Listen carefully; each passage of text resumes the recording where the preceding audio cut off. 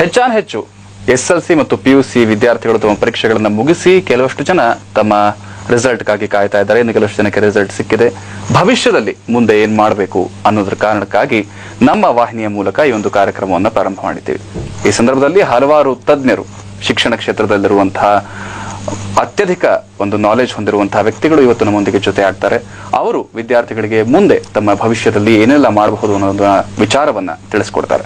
ಹಾಗಾಗಿ ಇವತ್ತಿನ ಚರ್ಚೆಯಲ್ಲಿ ನನ್ನೊಂದಿಗೆ ಭಾಗವಹಿಸಲಿದ್ದಾರೆ ಭಗವಾನ್ ಮಹಾವೀರ್ ಜೈನ್ ಮಹಾವಿದ್ಯಾಲಯದ ಪರೀಕ್ಷಾ ವಿಭಾಗದ ಮುಖ್ಯಸ್ಥರಾದಂತಹ ಡಾಕ್ಟರ್ BT ವೆಂಕಟೇಶ್ ಅವರು. ಸರ್, ಕಾರ್ಯಕ್ರಮಕ್ಕೆ ಸ್ವಾಗತ.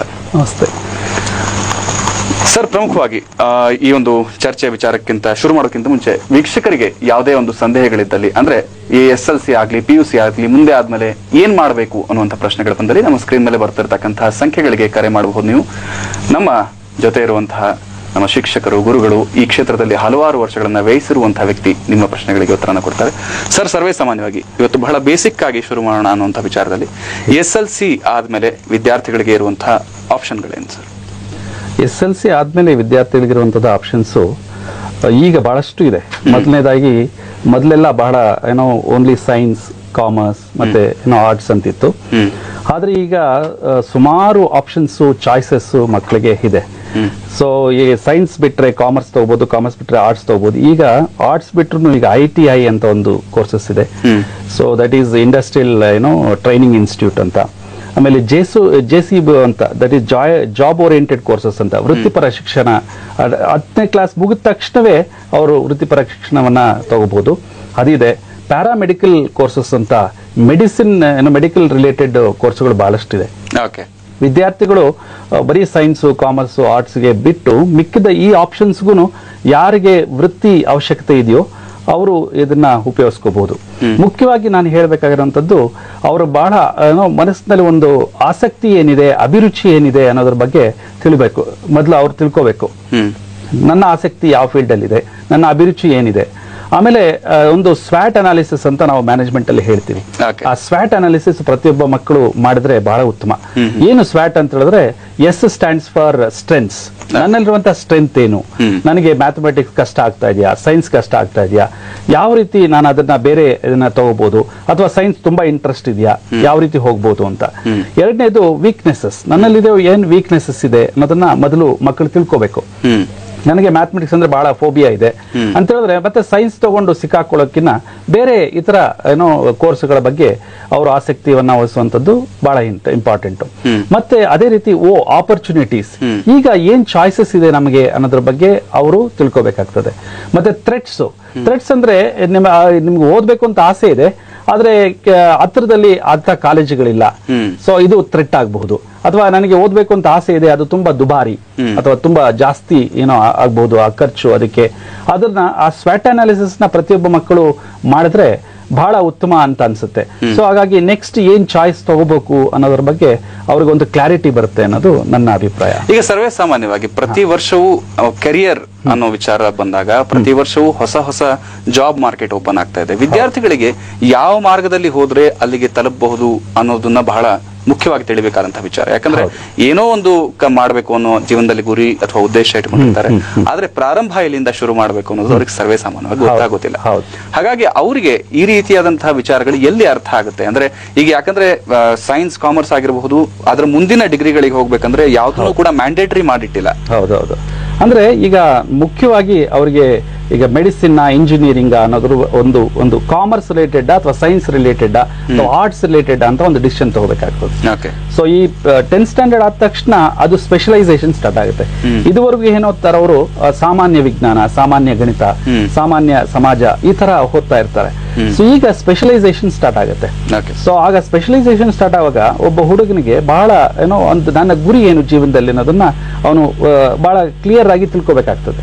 ಅದ್ರ ಜೊತೆಗೆ ನಾನು ಟೆಕ್ನಿಕಲ್ ಹೋಗ್ಬೇಕಾ, ನಾನ್ ಟೆಕ್ನಿಕಲ್ ಹೋಗ್ಬೇಕಾ, ಮೆಡಿಸಿನ್ ಹೋಗ್ಬೇಕಾ, ಅಥವಾ ಆರ್ಟ್ಸ್ ರಿಲೇಟೆಡ್, ಹ್ಯುಮ್ಯಾನಿಟೀಸ್ ರಿಲೇಟೆಡ್ ಹೋಗ್ಬೇಕಾ, ಆ ಒಂದು ಕ್ಲಾರಿಟಿ ಅವರಿಗೆ ಬಂದ್ರೆ ದೆನ್ ದೇ ಕ್ಯಾನ್ ಡಿಸೈಡ್.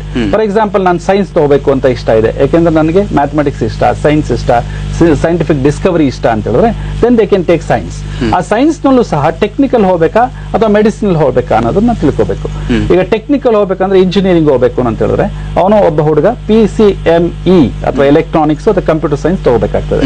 ಇಲ್ಲ ನನಗೆ ಏನೋ ಇಂಜಿನಿಯರಿಂಗ್ ಇಷ್ಟ ಇಲ್ಲ, ಸೊ ನಾನು ನೋಡ್ಬೇಕು, ನಾನು ಇಂಜಿನಿಯರಿಂಗ್ ಆಮೇಲೆ ಮಾಡ್ಲೂಬೇಕು ಅಥವಾ ಇದ್ಲೂ ಇರ್ಬೋದು ಅಂತ ಹೇಳಿದ್ರೆ then you should go for PCMB.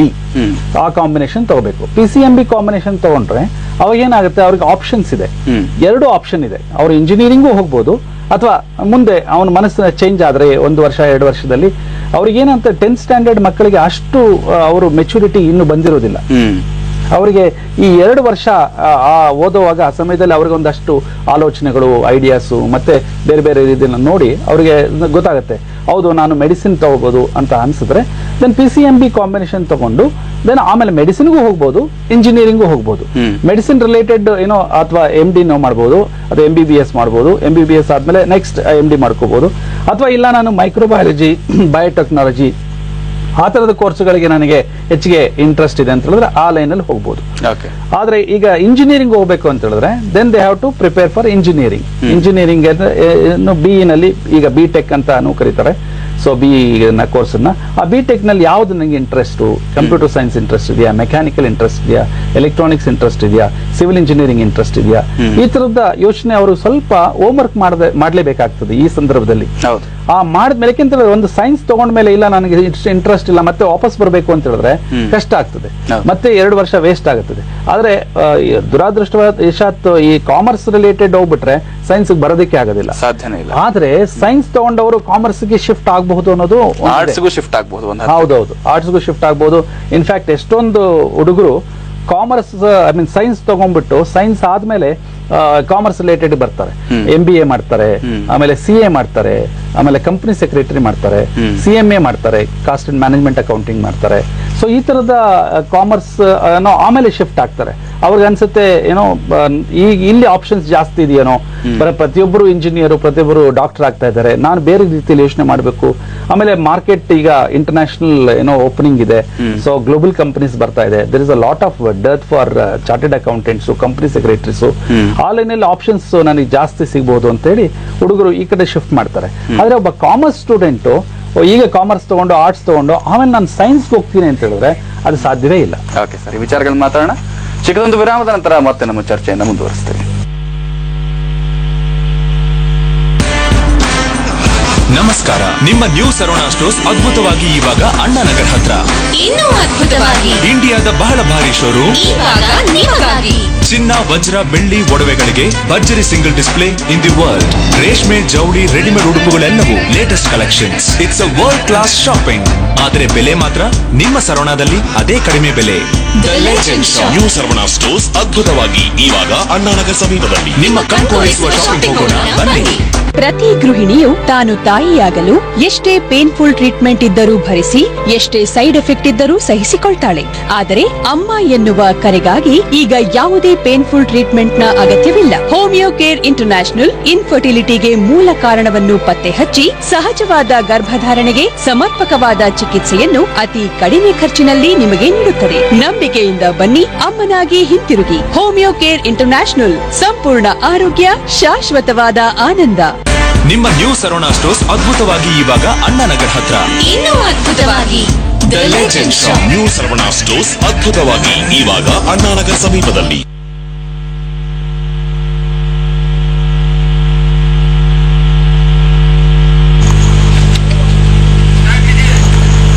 ಮತ್ತೆ SLC PUC ಆಯ್ತು, ಮುಂದೇನು ವಿಶೇಷ ಕಾರ್ಯಕ್ರಮಕ್ಕೆ ಆತ್ಮೀಯವಾದ ಸ್ವಾಗತ.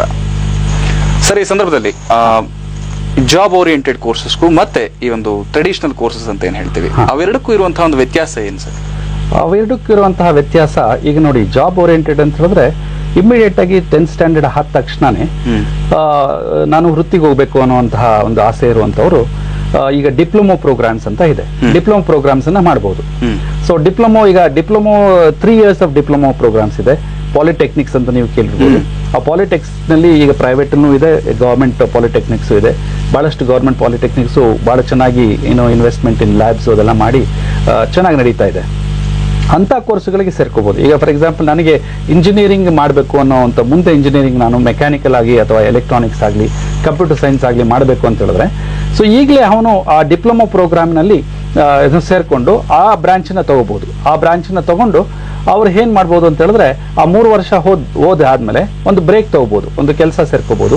ಎಲ್ಲಾದ್ರೂ ಒಂದು ಕಂಪನಿಯಲ್ಲಿ ಕೆಲಸ ಖಂಡಿತ ಅವ್ರಿಗೆ ಸಿಗ್ತದೆ.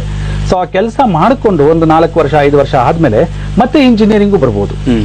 ಅವ್ರಿಗೆ ಸ್ಟ್ರೈಟ್ ಅವೇ ದಿ ಸೆಕೆಂಡ್ ಇಯರ್ಗೆ ಅಡ್ಮಿಷನ್ ಕೊಡ್ತಾರೆ ಬಿಟೆಕ್ ನಲ್ಲಿ ಅಥವಾ ಇಂಜಿನಿಯರಿಂಗ್ ನಲ್ಲಿ. ಸೊ ಹುಡುಗ ಅಲ್ಲಿ ಅವರಿಗೆ ಸಾಕಷ್ಟು ಪರಿಣಿತಿಯನ್ನು ಹೊಂದಿರ್ತಾನೆ. ಈಗ ಸ್ಟ್ರೈಟ್ ಅವೇ ಅವನಿಗೆ ಪ್ರೊಫೆಷನಲ್ ಪ್ರೋಗ್ರಾಮ್ಸ್ ಅನ್ನ ಸ್ಟಾರ್ಟ್ ಮಾಡಿರ್ತಾನೆ ಅವನು.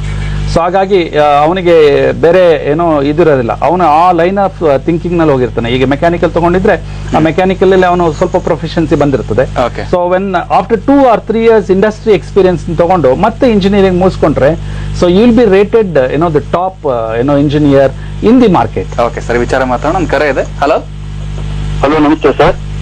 ಹೇಳಿ. ನಮಸ್ಕಾರ. ನಾವು ವಿಜಯಪುರ ಜಿಲ್ಲೆ ಇಂಡಿ ತಾಲೂಕಿಂದ ಮಾತಾಡೋದು ಸರ್. ನಮ್ದು ಇವಾಗ ಬ್ರದರ್ದು SLC ಇವಾಗ ಮುಗಿತು ಸರ್. ಇನ್ನಾಗ ಅವನಿಗೆ ಸೈನ್ಸ್ ಮಾಡಿಸ್ಬೇಕಂತ ನಮ್ಮ ಮನೇಲಿ ಹೇಳ್ತಾ ಇದಾರೆ. ಅವನಿಗೆ ಅವ್ನು ಹೇಳ್ತಾರೋ ಆರ್ಟ್ಸ್ ಮಾಡ್ತಾ ಇದ್ದಾನೆ ಅಂತ. ಯಾಕಂದ್ರೆ ನಾನು ಈಗ ಕೇಳ್ತಾ ಇರ್ಬೇಕಂತ ಕೇಳಿದ್ರೆ ಇವಾಗ ನಮ್ಮ ಊರಿಂದ ಸರ್ ಬಿಫೋರ್ ಇಂದ 2-3 ವರ್ಷದಿಂದ ಹೋಗ್ತಾ ಇದಾರೆ ಎಲ್ಲಿ ಮೂಡಿದ್ರೆ ಆಗೋ ಸ್ಕೂಲ್ಗೆ. ಅವ್ರು ಇಲ್ಲಿ 60% 70% ಇದು ಮಾಡ್ಕೊಂಡು ಹೋಗಿ ಅಲ್ಲಿ ಅಬೋ 90% ಇದು ಮಾಡ್ತಾ ಇದಾರೆ ಸರ್.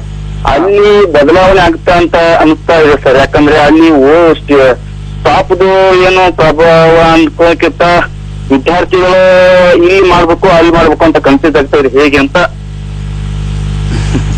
ಅಂದ್ರೆ ನಿಮ್ಮ ಹುಡುಗನಿಗೆ ಆಸಕ್ತಿ ಸೈನ್ಸ್ ಅಲ್ಲಿ ಇದ್ರೆ ದಯವಿಟ್ಟು ಸೈನ್ಸ್ಗೆ ಸೇರಿಸಿ, ಬೇರೆ ಬೇರೆ ಅವನ್ನ ಇದ್ ಮಾಡೋದು ಬೇಡ. ಹಾಗೆ ನಿಮ್ಮ ಹುಡುಗನ ಜೊತೆ ನೀವು ಮಾತಾಡ್ಬೇಕು, ಕೂತ್ಕೊಂಡು ಮಾತಾಡ್ಬೇಕು.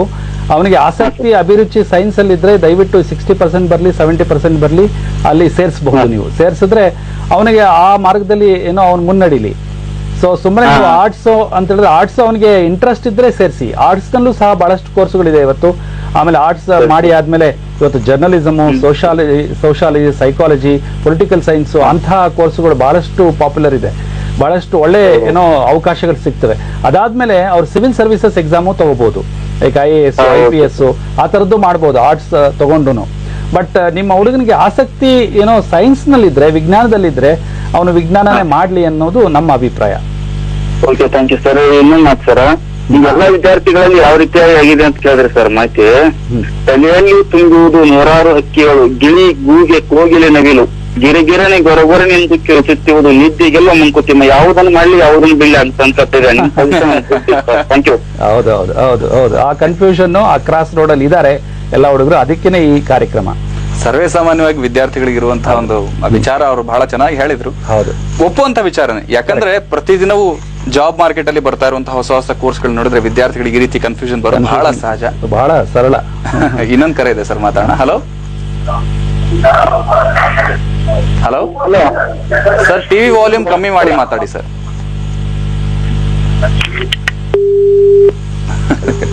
ಓಕೆ, ಈಗ ಸರ್ವೇಸ್ ಇನ್ನೊಂದು ಕರೆ ಇದೆ ಸರ್, ಮಾತಾಡೋಣ. ಹಲೋ ಹಲೋ, ಹಾ ಹೇಳಿ. ಹಲೋ, ನನ್ನ ಹೆಸರು ಕಿರಣ್ ಅಂತ. ಹೇಳಿ ಕಿರಣ್.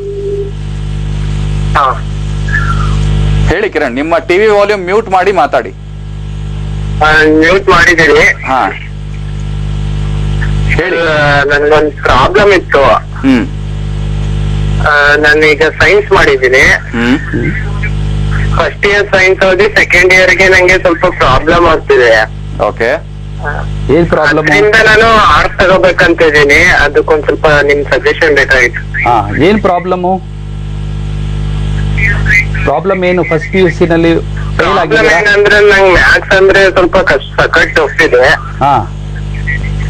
ಈಗ ನೀವು ಸೈನ್ಸ್ ತಗೊಂಡು ಈಗ ಪಾಸ್ ಆಗಿದ್ದೀರಾ? ಫಸ್ಟ್ PUC ಪಾಸ್ ಆಗಿದ್ದೀರಾ? ಪಾಸ್ ಆಗಿದ್ದೀನಿ. ಸೆಕೆಂಡ್ ಇಯರ್ಗೆ ಈಗ ನೀವು ಹೋಗ್ಬೇಕು ಅಲ್ವಾ? ಸೆಕೆಂಡ್ ಇಯರ್ಗೆ ನಾನು ಆರ್ಟ್ಸ್ ತಗೋಣ ಅಂತ ಇದ್ದೀನಿ. ಯಾಕೋ ಸೈನ್ಸ್ ಅಂದ್ರೆ ನಂಗೆ ಇಲ್ಲ, ಈಗ ಮಧ್ಯದಲ್ಲಿ ಚೇಂಜ್ ಮಾಡೋಗ ಆಗೋದಿಲ್ಲ. ನೀವೇನ್ ಮಾಡ್ಬೇಕು ಅಂತ ಹೇಳಿದ್ರೆ 2 ಆಪ್ಷನ್ ಇದೆ.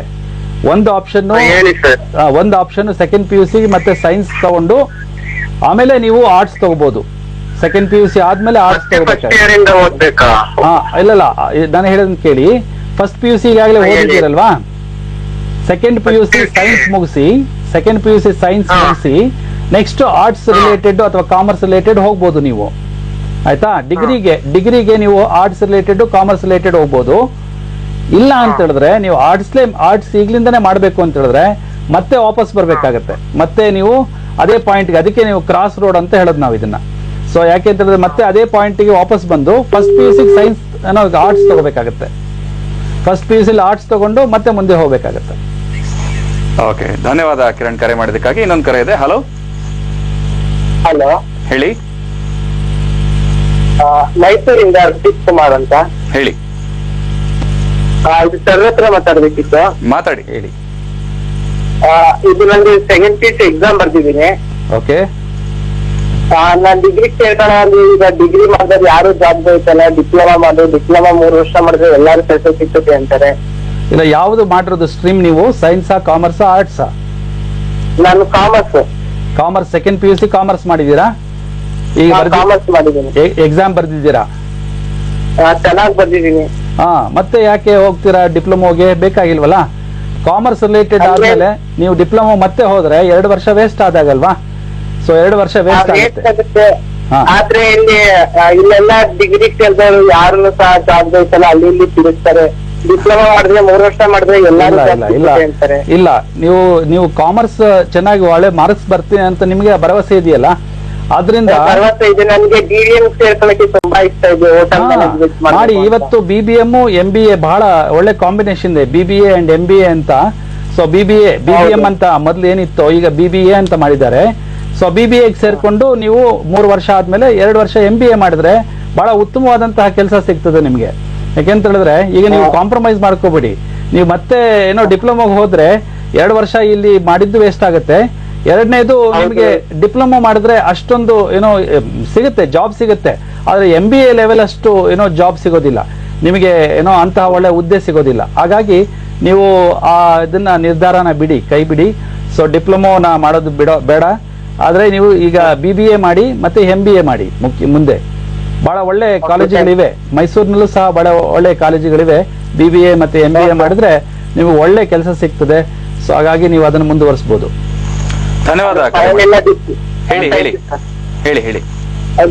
ಮನೆಯಲ್ಲೆಲ್ಲ ಡಿಪ್ಲೊಮಾಗ್ ಸೇರ್ಕೊ ಅಂತಾರೆ. ಅವ್ರಿಗೆ ನೀವು ಕನ್ವಿನ್ಸ್ ಮಾಡ್ಬೇಕು. ಡಿಪ್ಲೊಮಾಗ್ ಸೇರ್ಕೊಂಡ್ರೆ ಏನಾಗುತ್ತೆ ಗೊತ್ತಾ? ಡಿಪ್ಲೊಮಾ ಈಗ ಮತ್ತೆ ವಾಪಸ್ ಹೋಗ್ತೀರಾ. ಸೊ 2 ವರ್ಷ ಏನೋ ಅಲ್ಲಿ ಏನೋ ಇಲ್ಲಿ ವೇಸ್ಟ್ ಆಗುತ್ತೆ. 3 ವರ್ಷ ಅಲ್ಲಿ ಮತ್ತೆ ನೀವು 3 ವರ್ಷ ಮಾಡ್ಬೇಕಾಗತ್ತೆ ಅಲ್ವಾ? ಸೊ 3 ವರ್ಷ ಮಾಡಿ ಆದ್ಮೇಲೆ ಎಲ್ಲಾದ್ರೂ ಕೆಲ್ಸಕ್ಕೆ ಸೇರ್ಕೋಬೇಕು. ಆಮೇಲೆ ಡಿಪ್ಲೊಮಾ ಮಾಡಿದ ತಕ್ಷಣ ನೀವು ಅಸಿಸ್ಟೆಂಟ್ ಆಗಿ ಎಲ್ಲಾದ್ರೂ ಕೆಲ್ಸಕ್ಕೆ ಸೇರ್ಕೊಂತೀರಾ. ಈಗ ಅಸಿಸ್ಟೆಂಟ್ ಮೆಕ್ಯಾನಿಕ್ ಆಗೋ, ಅಸಿಸ್ಟೆಂಟ್ ಏನೋ ಎಲೆಕ್ಟ್ರಿಕಲ್ ಡಿಪಾರ್ಟ್ಮೆಂಟ್ ಅಲ್ಲಿ ಸೇರ್ಕೊಂತೀರಾ. ಆದ್ರೆ ನೀವು MBA ಮಾಡಿದ್ರೆ ಸೊ ನಿಮ್ಮ position so it is totally different. Managerial level ಅಲ್ಲಿ ನೀವು ಇರ್ತೀರಾ. ಹಾಗಾಗಿ ನೀವು BBA ಮತ್ತೆ MBA ಮಾಡಿದ್ರೆ ಉತ್ತಮವಾದಂತಹ ನಿಮಗೆ ಹುದ್ದೆ ಸಿಗ್ತದೆ, ಏನೋ ಜಾಬ್ ಸಿಗ್ತದೆ. ಹಾಗಾಗಿ ನಿಮ್ ಪೇರೆಂಟ್ಸ್ಗೆ ಕನ್ವಿನ್ಸ್ ಮಾಡಿ. ನೀವು ಬೇಕಾದ್ರೆ ಅವ್ರಿಗೆ ಫೋನ್ ಮಾಡಿ, ನಮಗೆ ಒಂದ್ಸಲಿ ಫೋನ್ ಮಾಡ್ಲಿ, ನಾನು ಅವ್ರ ಹತ್ರ ಮಾತಾಡ್ತೇನೆ. ನಮ್ಮ ನಂಬರ್ ಅನ್ನ ಕೊಡ್ತಾರೆ. ಸೊ ನೀವು ನಿಮ್ಮ ತಂದೆ ತಾಯಿಗಳಿಗೆ ನನ್ಗೆ ಫೋನ್ ಮಾಡಿಸಬಹುದು. ಧನ್ಯವಾದ ಕರೆ ಮಾಡಿದ್ದಕ್ಕಾಗಿ. ಇನ್ನಷ್ಟು ವಿಚಾರಗಳನ್ನ ಚರ್ಚೆ ಮಾಡ್ತೇವೆ. ಅದಕ್ಕಿಂತ ಮುಂಚೆ ಚಿಕ್ಕದೊಂದು ಬ್ರೇಕ್.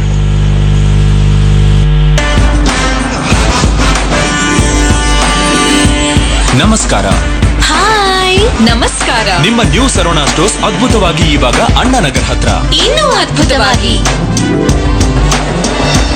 All are welcome. ಇಂಡಿಯಾದ ಬಹಳ ಭಾರಿ ಶೋರೂಮ್ ಇವಾಗ ನಿಮಗಾಗಿ. ಚಿನ್ನ, ವಜ್ರ, ಬೆಳ್ಳಿ ಒಡವೆಗಳಿಗೆ ಭರ್ಜರಿ single display in the world. ಲಕ್ಷಾಂತರ ಹೊಸ ಡಿಸೈನ್ಗಳು, ಟ್ರೆಡಿಷನಲ್, ಅಲ್ಟ್ರಾ ಮಾಡರ್ನ್ ಮತ್ತು ವೆಡ್ಡಿಂಗ್ ಕಲೆಕ್ಷನ್ಸ್. ರೇಷ್ಮೆ, ಜೌಳಿ, ರೆಡಿಮೇಡ್ ಉಡುಪುಗಳೆಲ್ಲವೂ ಲೇಟೆಸ್ಟ್ ಕಲೆಕ್ಷನ್. Let's celebrate. ಪಾತ್ರೆಗಳು, ಫರ್ನಿಚರ್, ಎಲೆಕ್ಟ್ರಾನಿಕ್ಸ್, ಪ್ರೊವಿಷನ್ ಎಲ್ಲವೂ ಒಂದೇ ಸ್ಥಳದಲ್ಲಿ. ವಿಶಾಲವಾದ ಕಾರ್ ಪಾರ್ಕಿಂಗ್ ವಸತಿ. ಚೆನ್ನೈಯಲ್ಲಿ ಎಲ್ಲೇ ಇದ್ದರೂ ಸುಲಭವಾಗಿ ಬರಬಹುದು. It's a world class shopping. ಆದರೆ ಬೆಲೆ ಮಾತ್ರ ನಿಮ್ಮ ಸರವಣದಲ್ಲಿ ಅದೇ ಕಡಿಮೆ ಬೆಲೆ. The legend shop. The legend new Saravana stores ಅದ್ಭುತವಾಗಿ ಇವಾಗ ಅಣ್ಣಾನಗರ್ ಸಮೀಪದಲ್ಲಿ. ನಿಮ್ಮ ಕಣ್ಕೋರೈಸುವ ಶಾಪಿಂಗ್ ಹೋಗೋಣ, ಬನ್ನಿ. ಕಳೆದ ಕೆಲ ವಾರಗಳಿಂದ ಬಾಸ್ ಅಲ್ಲ, ಪ್ರೀತಿಯ ಅಪ್ಪನಾಗಿದ್ದೇನೆ. ಸಿಗರೇಟ್ ಬಿಟ್ಟು ಜೀವನವನ್ನು ಆಯ್ದುಕೊಂಡಿದ್ದೇನೆ. ಹೊಸ ನಿಕೋಟೆಕ್ಸ್ ನಿಕೋಟೀನ್ ಗಮ್ 12 ವಾರಗಳಲ್ಲಿ ಸಿಗರೇಟ್ ಬಿಡಲು ನೆರವಾಗುತ್ತದೆ. ನಿಕೋಟೆಕ್ಸ್, ಚೂಸ್ ಲೈಫ್. ಬೆಳಿಗ್ಗೆ ಮದುವೆ, ಮಧ್ಯಾಹ್ನ ಹನಿಮೂನು, ಸಾಯಂಕಾಲ ಡೈವರ್ಸ್. ಹೀಗಾದ್ರೆ ನಮ್ಮ ಹಿರಿಯರು ಸೇರ್ಕಟ್ಟಿರೋ ಮದುವೆನ ಸಂಸ್ಥೆ ಹೆಂಗುಳಿಯುತ್ತೆ? SLC PUC ಆಯ್ತು, ಮುಂದೇನು ವಿಶೇಷ ಕಾರ್ಯಕ್ರಮಕ್ಕೆ ಮತ್ತೆ ಸ್ವಾಗತ. ಸರ್, ಇನ್ನೊಂದು ಕರೆ ಇದೆ, ಮಾತಾಡೋಣ. ಹಲೋ ಹಲೋ, ಹೇಳಿಮ್ಮ. ಹಲೋ, ನಮಸ್ಕಾರ ಸರ್. ಹೇಳಿ ಸರ್, ನಮ್ಮಮ್ಮ ಒಂದು ಹೆಸರು ಮನೋಹರ್ ಅಂತ, ಬೆಂಗಳೂರಿಂದ. ಹೇಳಿ ಹೇಳಿ. ಸರ್, ನನ್ನ ಮಗಳು ಕಾಮರ್ಸ್ ಮಾಡಿದ್ದಾರೆ, 2 years ಕಂಪ್ಲೀಟ್ ಆಗೈತೆ, ಇವಾಗ ಎಕ್ಸಾಮ್ ಬರ್ತಿದ್ದಾರೆ. ಇವಾಗ ಅವರು CA ಮಾಡ್ತೀನಿ ಅಂತ ಇದ್ದಾರೆ. BCom ಬೇಡ, BCA ಬೇಡ, ನಾನು ಡೈರೆಕ್ಟ್ CA ಮಾಡ್ತೀನಿ ಅಂತಾರೆ. ಹೌದು, CA ಮಾಡಿಸಿ. ಮಾಡ್ಬೋದಾ ಸರ್? ಅದಕ್ಕೆ ಹೌದು, ಒಳ್ಳೆ ಚಾಯ್ಸ್ ಅದು, ಪ್ರೊಫೆಷನಲ್ ಪ್ರೋಗ್ರಾಮ್ ಅದು. ಹಾಗಾಗಿ ನೀವು CA ಮಾಡಿಸಬಹುದು. ಅದಕ್ಕೆ ಈಗ CPT ಅಂತ ಇದೆ, CPT ಅಂತ ಏನೋ ಇದೆ, ಅದಕ್ಕೆ ರಿಜಿಸ್ಟರ್ ಮಾಡಬೇಕು. ನೀವು CA ಇನ್ಸ್ಟಿಟ್ಯೂಟ್ ನಲ್ಲಿ ರಿಜಿಸ್ಟ್ರೇಷನ್ ಮಾಡಿಸ್ಬೇಕು. ರಿಜಿಸ್ಟ್ರೇಷನ್ ಮಾಡಿ ಕೋಚಿಂಗ್ ತಗೊಂಡ್ರೆ CPT ತಗೋಬಹುದು. ಆದ್ರೆ ನೀವು ಬರೀ ಏನೋ CA ಮಾಡಿಸ್ಬೇಡಿ, CA ಜೊತೆಗೆ BCom ಸೇರಿಸಿ, BCom BCom ಮತ್ತೆ CA ಮಾಡಬೇಕು. ಇಲ್ಲ, ಬೇಕು. ಬರೀ ಏನೋ CA ಒಂದೇ ಕಾನ್ಸಂಟ್ರೇಟ್ ಮಾಡಿದ್ರೆ ಓಕೆ, ಪರವಾಗಿಲ್ಲ. ಆದ್ರೆ ಒಂದು ಆಪ್ಷನ್ ಇಟ್ಕೊಂಡಿರೋದು ಒಳ್ಳೇದು. ಜೊತೆ ಯಾಕೆಂದ್ರೆ BCom ನಲ್ಲಿರುವಂತಹ ಸಬ್ಜೆಕ್ಟ್ಸ್, CA ನಲ್ಲಿರುವಂತಹ ಸಬ್ಜೆಕ್ಟ್ಸ್ ಕೆಲವೆಲ್ಲ ಕಾಮನ್ ಇದೆ, ಸೇಮ್ ಸಬ್ಜೆಕ್ಟ್ಸ್ ಇದೆ. BCom ನಲ್ಲಿ ಸ್ವಲ್ಪ ಕೆಳಮಟ್ಟದಲ್ಲಿ ಓದ್ತಾರೆ, ಮತ್ತೆ ಏನೋ CA ನಲ್ಲಿ ಸ್ವಲ್ಪ ಜಾಸ್ತಿ ಅದನ್ನ ಅಡ್ವಾನ್ಸ್ ಲೆವೆಲ್ ಅಲ್ಲಿ ಓದ್ತಾರೆ. ಹಾಗಾಗಿ ಸೊ BCom ಮತ್ತೆ CA ಏನೋ ಮಾಡಿಸಿ. ಸೊ BCom ಸೇರಿಸಿ ಎರಡು ಮಾಡ್ಬೋದು, ಒಟ್ಟೊಟ್ಟಿಗೆ ಎರಡು ಮಾಡಬಹುದು. CA ಮಾಡ್ತಾ CPT ಕೋಚಿಂಗ್ ತಗೊಳ್ಳಿ, CPT ಕೋಚಿಂಗ್ ತಗೊಂಡು ಎಕ್ಸಾಮ್ ಬರೀಲಿ, ಅದ್ರ ಜೊತೆಗೆ BCom ಮಾಡಿಸಿ. ಸೊ ಎರಡು ಆಗತ್ತೆ. ಸೊ ಹಾಗಾಗಿ ಏನೋ ಮಾಡಿಸಬಹುದು. ಧನ್ಯವಾದ ಸರ್, ಕರೆ ಮಾಡಿದ್ದಕ್ಕಾಗಿ ಧನ್ಯವಾದ. ಸರ್, ಈಗ ಸರ್ವೇ ಸಾಮಾನ್ಯ ಈ ವಿದ್ಯಾರ್ಥಿಗಳ ಒಂದು ಪ್ರೊಫೆಷನಲ್ ಕೋರ್ಸಸ್ ಆಗಿರಬಹುದು, ಈ ಒಂದು ಹೊಸ ಮಾರ್ಗಗಳು, ಹೊಸ ಜಾಬ್ ವೇಕೆನ್ಸೀಸ್ ಬರ್ತಾ ಇದೆ. ಅದ್ರ ತಕ್ಕಾಗಿ ಹೊಸದಾಗಿ ಮಾರ್ಕೆಟ್ಗೆ ಬಂದಿರುವಂತಹ ಕೋರ್ಸ್ಗಳು ಯಾವುದು, ಮತ್ತೆ ಅದಕ್ಕೆ ಓಪನಿಂಗ್ ಡೋರ್ ಯಾವುದು? ಅದೇ ಈಗ ನೋಡಿ, ಈಗ ಸೈಕಾಲಜಿ ತುಂಬಾ ಒಳ್ಳೆ ಏನೋ, ಕ್ಲಿನಿಕಲ್ ಸೈಕಾಲಜಿ, ಇಂಡಸ್ಟ್ರಿಯಲ್ ಸೈಕಾಲಜಿ, ಬಹಳಷ್ಟು ಒಳ್ಳೆ ಪ್ರೋಗ್ರಾಮ್ಸ್ ಇದೆ. Journalism is picking up like anything. Mass communication, so mass media studies, so interior design. For example, interior design ಎಲ್ಲೂ ಇರಲಿಲ್ಲ, ಆರ್ಕಿಟೆಕ್ಚರ್ ಗೆ ಅಷ್ಟೊಂದು ಬೆಲೆ ಇತ್ತು. ಈಗ ಇಂಟೀರಿಯರ್ ಡಿಸೈನ್ ಅಲ್ಲಿ ಸೊ ತುಂಬಾ ವಿದ್ಯಾರ್ಥಿಗಳು ತೊಡಗಿಸ್ಕೊಂತಾ ಇದ್ದಾರೆ. ಓಕೆ ಸರ್, ಮಾತಾಡೋಣ ಈ ವಿಚಾರ, ಒಂದು ಕರೆ ಇದೆ, ಮಾತಾಡೋಣ. ಹಲೋ ಹೇಳಿ. ಇವಾಗ ನಮ್ದು 10th ಮುಗಿದಿದೆ. ಹಲೋ ಹೇಳಿಮ್ಮ, ಹೇಳಿ. SSLC ಮುಗಿದಿದೆ. ಮುಂದೆ PCM ಏನ್ ತಗೋಣ